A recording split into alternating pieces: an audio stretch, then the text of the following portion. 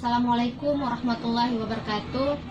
Kami dari kelompok 2 dari program studi matematika yang akan mempresentasikan hasil makalah kami yang berjudul Konstitusi Negara. Sebelum ke materi terlebih dahulu, saya memperkenalkan anggota kelompok kami. Nama saya Sandia Esbala dan teman saya Suryanti Wao. Yang akan membawa materi pertama adalah teman saya Suryanti Wao. 3. Assalamualaikum warahmatullahi wabarakatuh. Baik, saya akan membaca materi kami. A. Pengertian konstitusi. Konstitusi atau Undang-Undang Dasar Bahasa Latin, Constitution, dalam negara adalah sebuah norma sistem politik dan hukum bentuk pada pemerintahan negara, biasanya dikodifikasikan sebagai dokumen tertulis. Hukum ini tidak mengatur hal-hal yang berperinci, melainkan hanya menjabar prinsip-prinsip yang menjadi dasar bagi peraturan-peraturan lainnya. Dalam kasus bentuk negara, konstitusi memuat aturan dan prinsip-prinsip etitas, politik, dan hukum. Istilah ini menunjuk secara khusus untuk menetapkan konstitusi nasional sebagai prinsip-prinsip dasar politik, prinsip-prinsip dasar hukum termasuk dalam bentuk struktur, prosedur, wewenang, dan kewajiban pemerintah negara pada umumnya. Konstitusi umumnya merujuk pada pinjaman hak kepada warga masyarakat. Istilah konstitusi dapat diterapkan kepada seluruh hukum yang mendefinisikan fungsi pemerintahan negara. Selanjutnya, konstitusi pada dasar pemilik pengertian luas, yaitu keseluruhan peraturan baik tertulis maupun tidak tertulis yang mengatur secara mengikat mengenai cara penyelenggaraan suatu pemerintahan. Istilah konstitusi pada umumnya menggambarkan keseluruhan sistem ketatanegaraan suatu negara. Sistem itu berupa kumpulan peraturan yang membentuk, mengatur, atau memenuhi negara. Peraturan perundang-undang tersebut ada yang tertulis sebagai keputusan badan yang berwenang dan ada yang tidak tertulis yang berupa kebiasaan dalam praktik penyelenggaraan negara.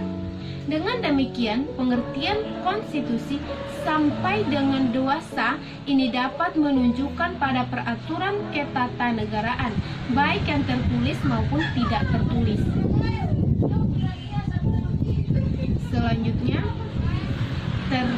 terdapat beberapa definisi konstitusi dari para ahli, yaitu A. Herman Heller membagi pengertian konstitusi menjadi 3, yaitu 1. Konstitusi dalam pengertian politik sosiologi. Konstitusi mencerminkan kehidupan politik di dalam masyarakat sebagai suatu kenyataan. 2. Konstitusi merupakan suatu kesatuan kaidah yang hidup dalam masyarakat, yang selanjutnya dijadikan suatu kesatuan kaidah yang hidup dalam masyarakat, yang selanjutnya dijadikan suatu kesatuan kaidah hukum. Konstitusi dalam hal ini sudah mengandung pengertian yuridis. Selanjutnya,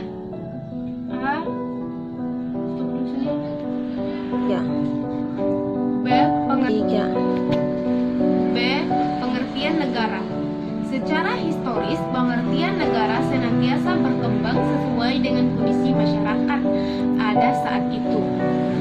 Pada zaman Yunani kuno, para ahli filsafat negara merumuskan pengertian negara secara beragam.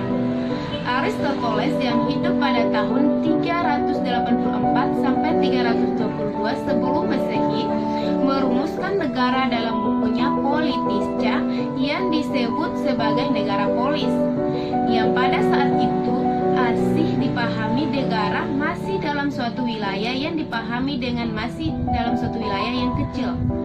Dalam pengertian itu, negara disebut sebagai negara hukum, yang di dalamnya terdapat sejumlah warga negara yang ikut dalam permusyawaratan eklesia. Oleh karena itu, itu, menurut Aristoteles, keadilan merupakan syarat mutlak bagi terselenggaranya negara yang baik demi terwujudnya cita-cita seluruh warganya. Selanjutnya, karakteristik negara Indonesia memiliki suatu identitas untuk melambangkan keagungan suatu negara. Seperti negara Indonesia yang memiliki identitas yang dapat menjadi penciri atau pembangunan jati diri bangsa Indonesia. Identitas Indonesia menjadikan bangsa Indonesia sebagai pemersatu dan simbol kehormatan negara. Selain itu, identitas nasional menjadikan negara Indonesia yang bermartabat di antara negara-negara lain yang memiliki beragam kebudayaan, agama, dan memiliki jiwa toleransi maupun solidaritas yang tinggi. Selanjutnya, C. Undang-Undang Dasar 1945 sebagai Konstitusi Negara Indonesia.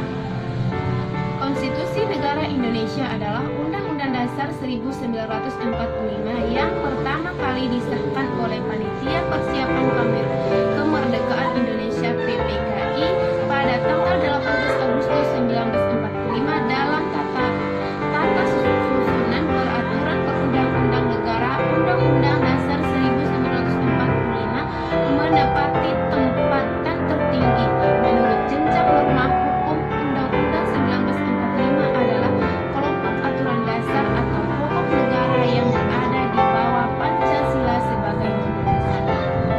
Baik, materi selanjutnya akan disampaikan oleh teman saya. Baik, materi selanjutnya konstitusi yang pernah berlaku di Indonesia. Dalam sejarahnya, sejak proklamasi 17 Agustus 1945 hingga sekarang di Indonesia telah berlaku 3 macam undang-undang dasar dalam 4 periode, yaitu sebagai berikut. A. Periode 18 Agustus 1945 tanggal 27 Desember 1949 berlaku Undang-Undang Dasar 1945. Undang-Undang Dasar 1945 terdiri dari bagian pembukaan, batang, tubuh, 16 bab, 37 pasal, 4 pasal aturan peralihan, 2 ayat aturan tambahan, dan bagian penjelasan. B. Periode 27 Desember 1947 tanggal 17 Agustus 1950 berlakunya Undang-Undang Dasar Republik Indonesia terdiri atas 6 bab, 197 pasal, dan beberapa bagian. C. Periode 17 Agustus 1999 tanggal 5 Juli 1957 berlaku Undang-Undang Dasar 1990 terdiri atas 6 bab, 146 pasal, dan beberapa bagian. D. Periode 5 Juni 1999 sekarang kembali berlaku Undang-Undang Dasar 1945. Berikut Undang-Undang Dasar Negara Republik Indonesia pertama kali ditetapkan oleh PPKI pada tanggal 18 Agustus 1945. Undang-Undang Dasar yang ditetapkan oleh PPKI tersebut sebenarnya merupakan hasil karya BPUPKI melalui sidang dari tanggal 29 Mei 1945 sampai 1 Juni 1945 dan tanggal 10 Juli sampai 16 Juli 1945. Hasil karya BPUPKI berupa rancangan pembukaan hukum dasar dari BPUPKI itulah yang selanjutnya ditetapkan menjadi Undang-Undang Negara Indonesia setelah mengalami perubahan seperlunya oleh PPKI.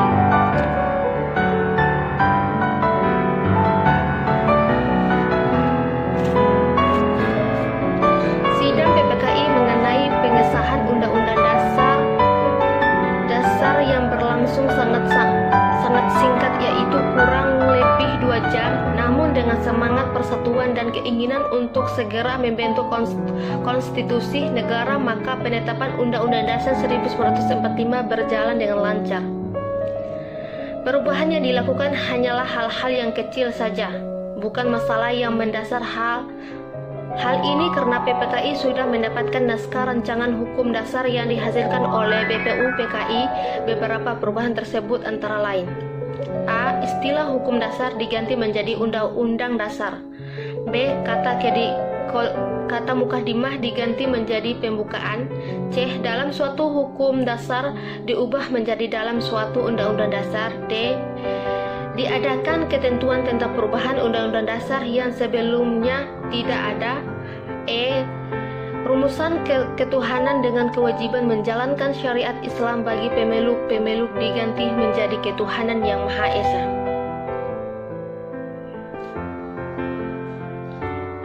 Dua, proses amandemen Undang-Undang Dasar 1945. Amandemen bahasa Inggris amendment, artinya perubahan. Mengamandemen artinya mengubah atau mengadakan perubahan. Istilah amandemen sebenarnya merupakan hak, yaitu hak parlemen untuk mengubah atau mengusulkan perubahan rancangan undang-undang. Perkembangan selanjutnya muncul istilah amandemen Undang-Undang Dasar yang artinya perubahan Undang-Undang Dasar. Istilah perubahan konstitusi itu sendiri mencakup dua pengertian, yaitu A. Amandemen konstitusi, B. Pembaruan konstitusi. Dalam hal amandemen konstitusi, perubahan yang dilakukan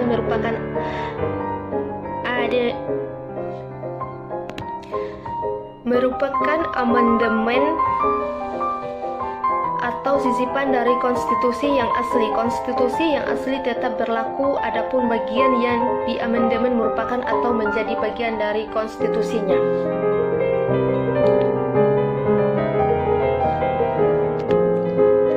Perubahan atau amandemen Undang-Undang Dasar 1945 dilakukan pertama kali oleh MPR pada sidang umum MPR tahun 1999 dan mulai berlaku sejak tanggal 19 Oktober 1999. Amandemen atas Undang-Undang Dasar 1945 dilakukan oleh MPR sebanyak 4 kali. Perubahannya itu 4 kali. Dengan demikian Undang-Undang Dasar telah mengalami 4 kali perubahannya itu sebagai berikut.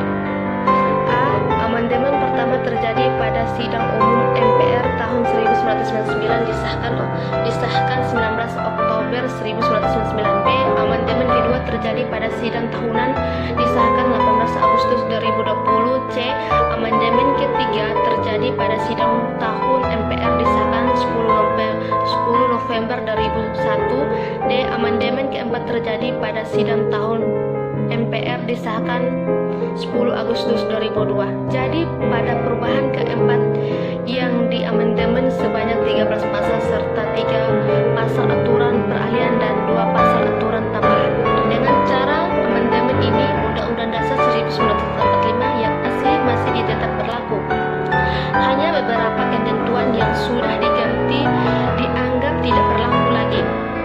Yang berlaku adalah ketentuan-ketentuan yang baru. Naskah perubahan merupakan bagian yang tak terpisah dari Undang-Undang Dasar Negara Republik Indonesia tahun 1945. Dengan demikian naskah Undang-Undang Dasar 1945 kita terdiri atas yang pertama, naskah asli Undang-Undang Dasar 1945, yang kedua, naskah perubahan pertama Undang-Undang Dasar 1945, yang ketiga, naskah perubahan kedua Undang-Undang Dasar 1945, yang keempat, naskah perubahan ketiga Undang-Undang Dasar 1945, yang kelima, naskah perubahan keempat Undang-Undang Dasar 1945. Naskah Undang-Undang Dasar 1945 perubahan pertama, kedua, ketiga, dan keempat tersebut tertuang dalam putusan MPR tentang Undang-Undang Dasar 1945 dan perubahannya. Putusan MPR tersebut tidak menggunakan nomor putusan majelis. Hal ini berbeda dengan jenis putusan majelis lainnya, yaitu ketetapan majelis, keputusan majelis yang menggunakan nomor keputusan majelis. Dengan amandemen tersebut, maka Konstitusi Negara Indonesia Undang-Undang Dasar 1945 menjadi lebih lengkap dan bertambah jumlah pasal-pasalnya.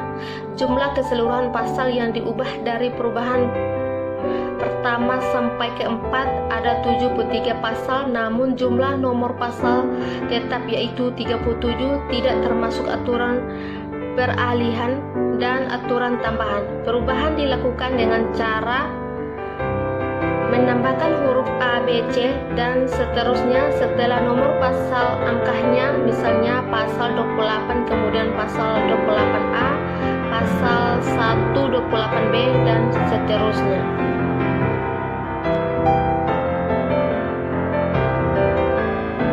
Yang ketiga, isi Undang-Undang Dasar Negara Republik Indonesia tahun 1945. Undang-Undang Dasar 1945 sekarang ini hanya terdiri atas dua bagian, yaitu bagian pembukaan dan bagian pasal-pasal. Bagian pembukaan pada umumnya berisi pernyataan luhur dan cita-cita dari bangsa yang bersangkutan, namun tidak semua konstitusi negara memiliki bagian pembukaan ini. Konstitusi Malaysia, Singapura, dan Australia tidak memiliki bagian pembukaan. Contoh, konstitusi negara yang memiliki bagian pembukaan adalah konstitusi Jepang, India, dan Amerika Serikat.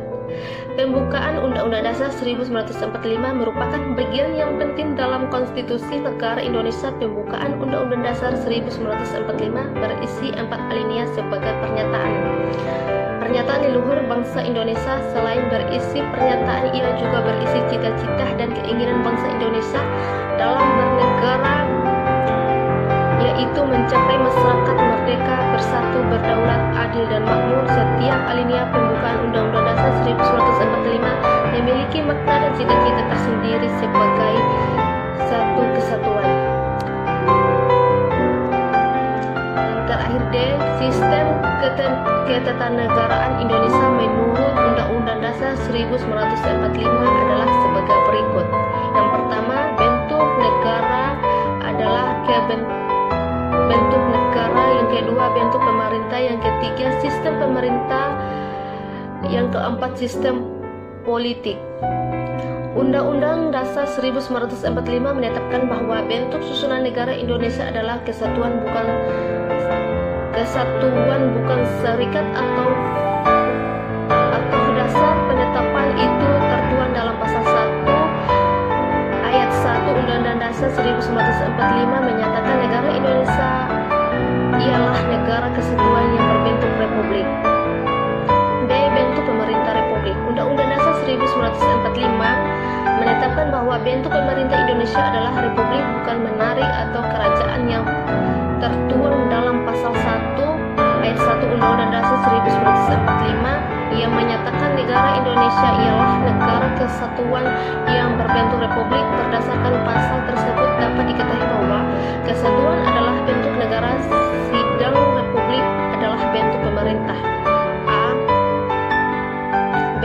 Sistem pemerintah presiden. Berdasarkan ketentuan dalam Undang-Undang Dasar 1945, Indonesia menganut sistem pemerintah presiden secara teoritis. Sistem pemerintah dibagi dalam dua klasifikasi, yaitu sistem pemerintah parlementer dan sistem pemerintah presidensial. Sekian dari kami, kurang dan lebihnya. Assalamualaikum warahmatullahi wabarakatuh.